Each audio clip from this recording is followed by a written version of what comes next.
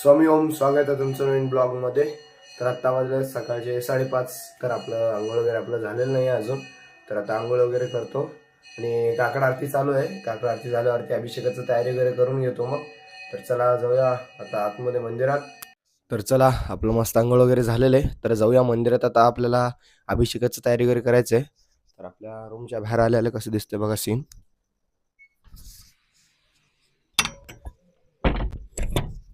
पूर्ण लाइटिंग वगैरे केलेलं आहे. तर आतमध्ये जाऊया आता मंदिरात. तर आलोय मंदिरात आता. तर अभिषेकात तयारी करायची आपल्याला आता. तर दाखवतो सीन कसं आत्ता. हे बघा, तर महाराजांचे वस्त्र वगैरे आणून ठेवलेलं आहे. आता थोडंफार तयारी करायची, ते तयारी वगैरे करून घेतो आणि मग अभिषेक चालू करतो मग. तर मेन म्हणजे आता महाराजांना आपल्याला नॉर्मली दाखवतो तुम्हाला. हे बघा नॉर्मली आहे. तर आता वस्त्र वगैरे घातल्यावरती बुधवारी कसं सजवतो ते दाखवतो तुम्हाला. लास्टपर्यंत बघा तुम्ही.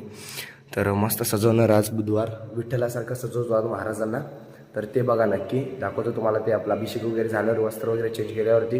तर आपलं महाराजांचं अभ्यंग स्नान वगैरे घालायचं झालेलं आहे. तर आता पादुकांचा अभिषेक चालू करायचा आहे आपल्याला. तर असं सजावट झालं आहे बघा आज महाराजांचं.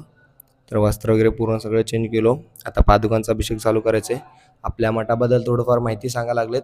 तर ते झाल्यावरती पादुकांचा अभिषेक चालू करतो आणि मग फुलांचं डेकोरेशन वगैरे करायचं आहे, ते पण दाखवतो तुम्हाला. तर आपलं पादुकांवरती फुलं पण लावायचं झालेलं आहे. तर पादुकांचा अभिषेक पूर्ण झालेला आहे. तर आता आपल्याला डिझाईन वगैरे काढायचं आहे. डिझाईन वगैरे काढून घेतो आणि मग आरती वगैरे करून घ्यायचं त्याच्या झाल्यावरती.